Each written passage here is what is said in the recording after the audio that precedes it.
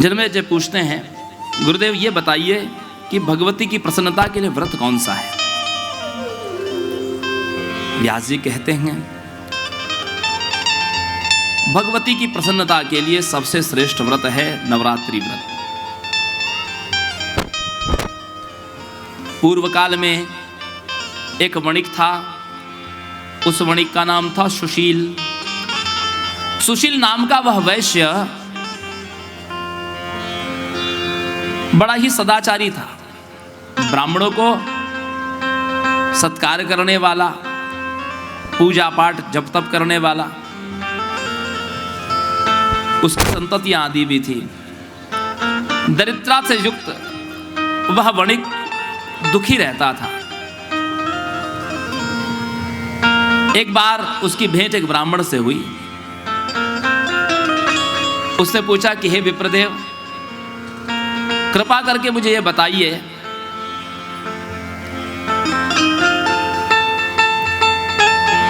मेरी दरिद्रता का निवारण कैसे हो सकता है? उन ब्राह्मण ने कहा कि आप नवरात्रि का व्रत करिए। पूर्व काल में भगवान श्री राम ने भी इसी व्रत को करके अपनी प्रिय भार्या को, सीता जी को प्राप्त किया था। जिस समय सीता जी का हरण हो गया था, उस समय श्री रामचंद्र जी ने भी इसी व्रत को किया था। नवरात्रि व्रत के फलस्वरूप ही उनको उनकी प्रिया की प्राप्ति हुई। यह व्रत कैसे करना चाहिए? नवरात्रि उपासना में व्यक्ति को 9 दिन निराहार रह करके देवी को पूजन से, जप से, होम से प्रसन्न करना चाहिए। जैसे भगवान गणेश तर्पण से मुदित होते हैं, भगवान कार्तिकेय दीपक से मुदित होते हैं, भगवान शिव अभिषेक से मुदित होते हैं, श्री हरि स्तुति से मुदित होते हैं, उसी प्रकार माँ जगदम्बा पूजा और होम यज्ञ से मुदित होती है। इसलिए नवरात्रि उपासना में यथाशक्ति कृपणता का त्याग करना चाहिए। देवी के उपासक को कंजूसी नहीं करना चाहिए। कृपणता का त्याग करके, कृपणता करने से पूजा विफल मानी जाती है। व्यवहार के लिए, उपचार के लिए उत्तम सामग्रियों का संकलन करना चाहिए। पवित्र जल ले, पवित्र पंचामृत, पवित्र गंधादि, पवित्र पुष्पादि, धूप दीप, नैवेद्य, फल फूल आदि की सामग्रियों को एकत्रित करें। मां की उपासना में चतुर्विध उपासना होती है। चतुर्विध उपासना का अर्थ मां का मंगल कलश में भी, घट में भी मां का आवाहन करते हैं। मां ज्वाला तेजोमयी, ज्योति स्वरूप मां की उपासना होती है। पूर्व काल में जब देवताओं ने देवी की आराधना की तो मां ने शुक्रवार, चैत्र नवमी के दिन, जिस दिन हम रामनवमी मनाते हैं, शुक्रवार का दिन था, चैत्र शुक्ल नवमी शुक्रवार के दिन मां ने इस दीपक की ज्योति के रूप में ही देवताओं को दर्शन दिया था। दीपक की ज्योति के रूप में ही मां का दर्शन हुआ था। तब से आज तक संसार में मां की इस दीपक की ज्योति के रूप में पूजा होती है। आज भी संसार में सुविख्यात मां ज्वाला का धाम है, जहां पर्वत से मां की ज्योति प्रकट होती है। ध्यानु भगत मां की पूजा अर्चना के लिए जाते थे।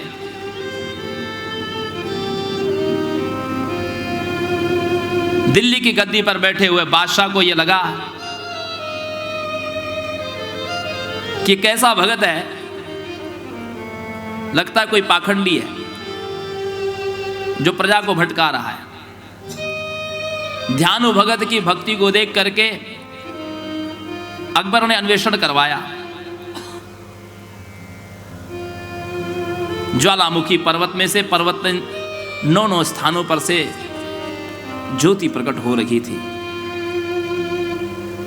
बादशाह ने उस पर पानी के फव्वारे डलवाए, लेकिन वो ज्योत नहीं बुझी।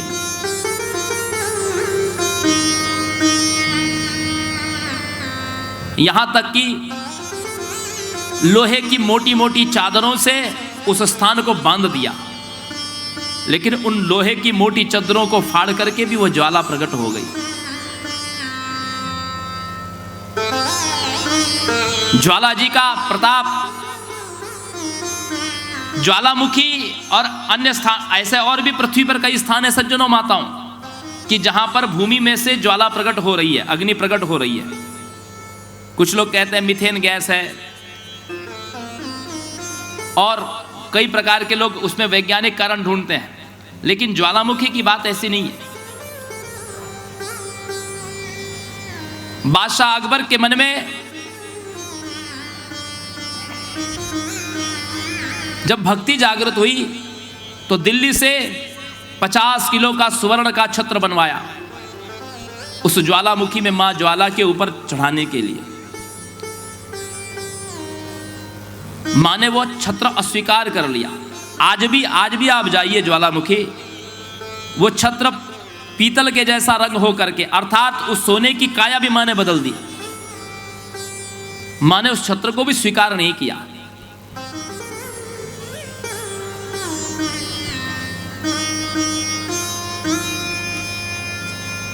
तो मां की ज्योत के रूप में पूजा की जाती है, क्योंकि मां निर्गुण और सगुण। एक कक्ष है अंधेरा कक्ष है सज्जनों माताओं, अंधकारमय कक्ष है, और उसमें सारे उल्टे घड़े रखे हुए हैं, और हर घड़े के नीचे कोई ना कोई वस्तु है। अंधकारमय कक्ष है, उसमें सारे उल्टे घड़े रखे हुए हैं, और हर घट के नीचे कोई ना कोई वस्तु है। लेकिन एक घट के नीचे एक तेजोमय मणि है। आप यदि सारे घड़े उलटते चले जाएं, लेकिन वो वस्तु का आपको दर्शन नहीं हो सकता, वो कौन सी वस्तु है। लेकिन यदि आपने केवल उस घड़े को उलट दिया जिसके नीचे मणि है, उस मणि के प्रकाश में आप सारे घट और उस घट के नीचे हुए सारी वस्तुओं का दर्शन कर सकते हैं। ये होता है ज्ञान का प्रकाश, इसको कहते हैं ज्ञान का प्रकाश। हम ज्योति निर्गुण ज्ञान स्वरूप है। अभी आपने थोड़ी देर पहले सुना कि मां की ज्योति जो है यह ज्ञान स्वरूप है। अज्ञान तिमिरांधस्य